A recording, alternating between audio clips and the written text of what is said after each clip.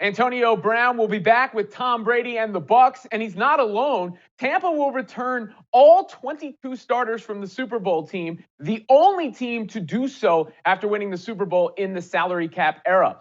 I'm Robin Lundberg here with Bill Enright. And Bill, I know the NFL doesn't usually work this way, but it certainly feels like the two teams that played for the championship are the prohibitive favorites going into next year. The Bucs brought everybody back. The Chiefs bolstered the offensive line, which was the weakness in the Super Bowl. So heading into the draft, who's had the better offseason so far, Kansas City or Tampa?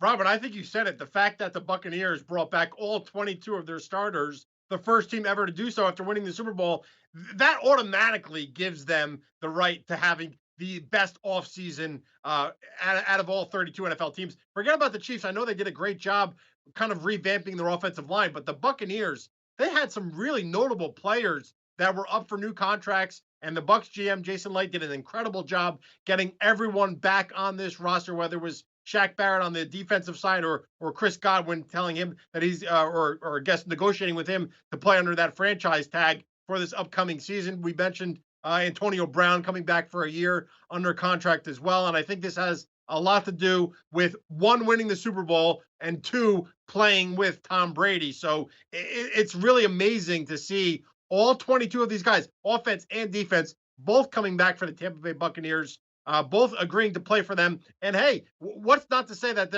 they can't go back to another Super Bowl and maybe repeat as champions? Well, look, I'm not to say that at all.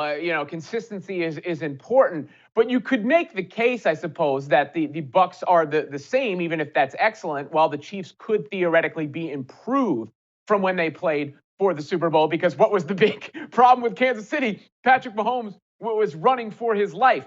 But to your point, Bill, with Tom Brady, we say all this great stuff about him. How much does it say about Brady that all these guys are willing to come back and play and put the band back together? I think once you saw Tom Brady leave New England and then prove what he did in Tampa Bay by winning a Super Bowl, a lot of those players, maybe they didn't buy in as much when he first got there. By midseason, you saw that incredible run that they went on after that really bad loss to the Saints the second time around. They went on an incredible run. They finished strong in December. We saw them have an excellent postseason, obviously culminating with that Super Bowl win over the Chiefs. And I think that kind of just shows that people or the players around Brady really bought into his greatness, and they maybe got to know him a little bit more. Maybe they got used to him being a leader in the locker room or his leadership style, if you will. And once you get a piece or once you get a taste of that Tom Brady greatness, it's hard to go somewhere else. Can you imagine going from like a Tom Brady to a team like, the Cincinnati Bengals or the New York Giants or the New York Jets? No player that got a taste of that winning championship would then want to go to a team that isn't going to be able to compete for another Lombardi trophy. And Brady's a big cog in it, but I think the reason the answer might be Tampa here is how good the rest of the team around him actually was when we saw them play, including the defense in the Super Bowl, which is the reason Kansas City did what they did in their offseason.